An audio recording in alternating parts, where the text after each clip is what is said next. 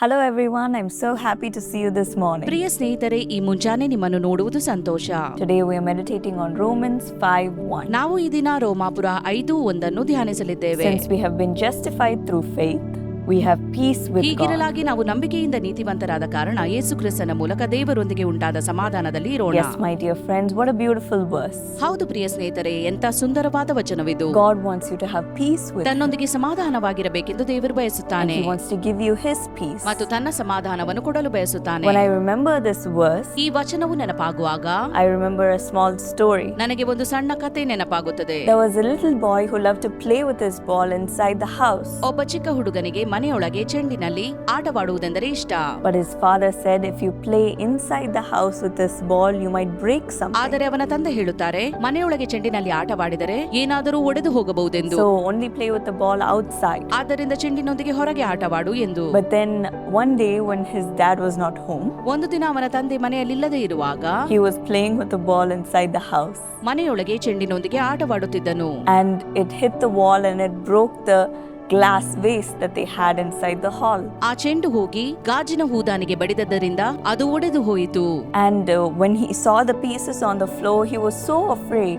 ಗಾಜಿನ ತುಂಡುಗಳನ್ನು ನೆಲದಲ್ಲಿ ನೋಡಿ ಅವನು ಭಯಪಟ್ಟನು. Oh no, my dad told me not to play with this ball inside the house so that I will not break anything. ನಾನು ಹೀಗೆ ಏನನ್ನೂ ಒಡೆಯಬಾರದೆಂದು ಮನೆಯೊಳಗೆ ಚೆಂಡಿನಲ್ಲಿ ಆಟವಾಡಬೇಡ ಎಂಬುದಾಗಿ ತಂದೆ ಹೇಳಿದ್ದರು. But then this vase has been broken. ಆದರೆ ಈ ಹೂದಾನಿ ಒಡೆದು ಹೋಗಿದೆ. He's going to come and he is going to yell at me. ನನ್ನ ತಂದೆ ಬಂದು ನನ್ನ ಮೇಲೆ ಕೂಗಾಡಲಿದ್ದಾರೆ. So he picked up all the pieces on the floor and he started to glue it back together, hoping that it will be set right. ಹೀಗೆ ಭಯಪಟ್ಟು ಗಾಜಿನ ಎಲ್ಲಾ ತುಂಡುಗಳನ್ನು ತೆಗೆದುಕೊಂಡು ಅದನ್ನು ಅಂಟಿಸಲು ಪ್ರಾರಂಭಿಸಿದನು. But then nothing worked. ಆದರೆ ಏನೂ ಪ್ರಯೋಜನವಾಗಲಿಲ್ಲ. But then he thought, okay, let me just tell my dad. ಇದನ್ನು ನನ್ನ ತಂದೆಯೊಂದಿಗೆ ಹೇಳಿಕೊಳ್ಳುವುದು ಒಳ್ಳೆಯದೆಂದು ನೆನೆಸಿದನು. When his father came home from work, ತಂದೆ ಕೆಲಸದಿಂದ ಮನೆಗೆ ಹಿಂದಿರುಗಿದಾಗ he saw that the vase was broken. ಹೂದಾನಿ ಒಡೆದು ಹೋದದ್ದನ್ನು ನೋಡಿದನು. And when he went to his son, ಮಗನ ಬಳಿಗೆ ಹೋದಾಗ his son said, Dad, I'm so sorry I broke this vase. ತಂದೆಯೇ, ನಾನು ನಿನ್ನಲ್ಲಿ ಕ್ಷಮೆ ಯಾಚಿಸುತ್ತೇನೆ, ನಾನು ಹೂದಾನಿಯನ್ನು ಒಡೆದು ಹಾಕಿದೆ ಅಂದನು. Don't be angry with me. ನನ್ನ ಮೇಲೆ ಸಿಟ್ಟು ಮಾಡಿಕೊಳ್ಳಬೇಡಿ ಅಂದನು. His father knelt down and said, ಅವನ ತಂದೆ ಮೊಣಕಾಲೂರಿ ಹೀಗಂದರು, I'm so glad you told me the truth. ನೀನು ಸತ್ಯ ಹೇಳಿದ್ದಕ್ಕೆ ನನಗೆ ಸಂತೋಷವಾಯಿತು. And you didn't hide from me. ನನ್ನಿಂದ ಇದನ್ನು ನೀನು ಮುಚ್ಚಿಡಲಿಲ್ಲ. More than this vase, you are important to me. ಈ ಹೂದಾನಿಗಿಂತ ನೀನು ನನಗೆ ಪ್ರಾಮುಖ್ಯ ಅಂದನು. And he gave him a hug. ಮತ್ತು ಅವನನ್ನು ಗಟ್ಟಿಯಾಗಿ ತಬ್ಬಿಕೊಂಡನು. Yes, my dear friends, in the same way, ಹೌದು ಪ್ರಿಯ ಸ್ನೇಹಿತರೆ, ಇದೇ ರೀತಿಯಲ್ಲಿ in our life we may do something that God explicitly tells us not to do. ನಮ್ಮ ಜೀವಿತದಲ್ಲಿ ದೇವರು ಮಾಡಬಾರದು ಎಂಬುದಾಗಿ ಹೇಳಿದ್ದನ್ನು ನಾವು ಮಾಡಿರಬಹುದು. And we may think, oh no, God will never forgive me for this. ನಾವು ನೆನೆಸಬಹುದು, ದೇವರು ನನ್ನನ್ನು ಕ್ಷಮಿಸುವುದಿಲ್ಲ ಎಂದು. I'm not worthy to go back to Him. ಆತನ ಬಳಿಗೆ ಮರಳಿ ಹೋಗಲು ನನಗೆ ಯೋಗ್ಯತೆ ಇಲ್ಲ. So let me just stay away from God. ಆದ್ದರಿಂದ ದೇವರಿಗೆ ದೂರವಾಗಿರುವೆನು ಎಂದು. He'll be angry with me. ದೇವರಿಗೆ ನನ್ನ ಮೇಲೆ ಸಿಟ್ಟು ಇದೆ. And we may hide ourselves. ಮತ್ತು ಆತನಿಂದ ಅಡಗಿಕೊಳ್ಳುತ್ತೇವೆ. But then, my dear friends, ಆದರೆ ನನ್ನ ಪ್ರಿಯ ಸ್ನೇಹಿತರೆ, God wants us to go to Him and tell Him all of what is in our heart. ಆದರೆ ನಮ್ಮ ಮನಸ್ಸಿನಲ್ಲಿರುವುದನ್ನೆಲ್ಲ ನಾವು ಆತನೊಂದಿಗೆ ಹೇಳಿಕೊಳ್ಳಬೇಕೆಂದು ದೇವರು ಬಯಸುತ್ತಾನೆ. Whatever wrong that we did, and He wants us to confess our sins. ನಾವು ಮಾಡಿದ ಎಲ್ಲಾ ತಪ್ಪುಗಳನ್ನು ನಾವು ಒಪ್ಪಿಕೊಳ್ಳಬೇಕೆಂದು ಆತನು ಬಯಸುತ್ತಾನೆ. When we do that, and when we believe that He will forgive us, He will embrace us and take us back. ನಾವು ಹೀಗೆ ಮಾಡುವಾಗ ಮತ್ತು ಆತನು ಕ್ಷಮಿಸುತ್ತಾನೆಂದು ನಂಬುವಾಗ ಆತನು ನಮ್ಮನ್ನು ಅಪ್ಪಿಕೊಳ್ಳುತ್ತಾನೆ. And we will have a peaceful relationship with Him. ಆಗ ಆತನೊಂದಿಗೆ ಸಮಾಧಾನಕರ ಸಂಬಂಧವು ಉಂಟಾಗುವುದು. Yes, my dear friends, we have peace knowing that God will always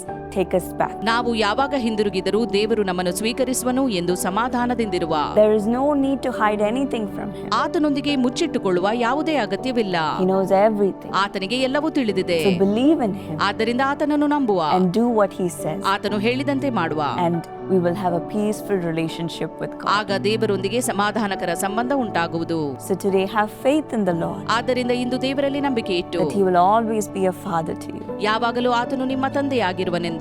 And you will have peace with ಮತ್ತು Him. ಆತನೊಂದಿಗೆ ಸಮಾಧಾನದಿಂದಿರುವಿರೆಂದು. Shall we thank Him for this wonderful promise? ಈ ಉತ್ತಮ ವಾಗ್ದಾನಕ್ಕಾಗಿ ದೇವರಿಗೆ ಸ್ತೋತ್ರ ಹೇಳುವ. That we are justified through faith. ನಾವು ನಂಬಿಕೆಯಿಂದ ನೀತಿವಂತರಾದದ್ದಕ್ಕಾಗಿ And that we have peace with God. ಮತ್ತು ದೇವರೊಂದಿಗೆ ಸಮಾಧಾನ God, ಉಂಟಾದದ್ದಕ್ಕಾಗಿ. thank you for this wonderful promise. ಈ ಉತ್ತಮ ವಾಗ್ದಾನಕ್ಕಾಗಿ ಸ್ತೋತ್ರ ದೇವರೇ. Today, thank you that we are justified through ನಾವು faith ನಂಬಿಕೆಯ ಮೂಲಕ ನೀತಿವಂತರಾಗಿರುವುದಕ್ಕಾಗಿ ಸ್ತೋತ್ರ. by believing in you. ನಿನ್ನನ್ನು ನಂಬುವ ಮೂಲಕ That there is no need to hide from you, Lord, ನಿನ್ನಿಂದ ಯಾವುದನ್ನು ಮರೆಮಾಡುವ ಅಗತ್ಯವಿಲ್ಲ. but always to trust in you. ಬದಲಾಗಿ ನಿನ್ನಲ್ಲಿ ಭರವಸೆ ಇಟ್ಟು No matter the circumstance, ಯಾವುದೇ ಪರಿಸ್ಥಿತಿ ಇರಬಹುದು, no matter what we have done, ಏನೇ ಮಾಡಿರಬಹುದು, you are always there for us. ನೀನು ಯಾವಾಗಲೂ ನಮಗಾಗಿ ಇದ್ದಿ. Help us to follow your will ನಿನ್ನ ಚಿತ್ತವನ್ನು ಹಿಂಬಾಲಿಸುವಂತೆ ಮಾಡು, and follow your word ನಿನ್ನ ಮಾತನ್ನು ಪಾಲಿಸುವಂತೆ, and live according to your command. ನಿನ್ನ ಆಜ್ಞೆಯ ಪ್ರಕಾರ ನಾವು ನಡೆಯುವಂತೆ.